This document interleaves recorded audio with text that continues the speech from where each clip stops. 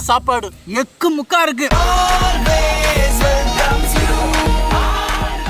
எங்களிடம் mutton biryani, chicken biryani, வான்கோழி பிரியாணி, நாட்டுக்கோழி பிரியாணி, மீன் பிரியாணி, ஈரால் பிரியாணி, வெஜ் பிரியாணி, மஷ்ரூம் பிரியாணி மற்றும் பலவிதமான பிரியாணிகள் தரமான முறையில் சிறப்பாக கிடைக்கும்.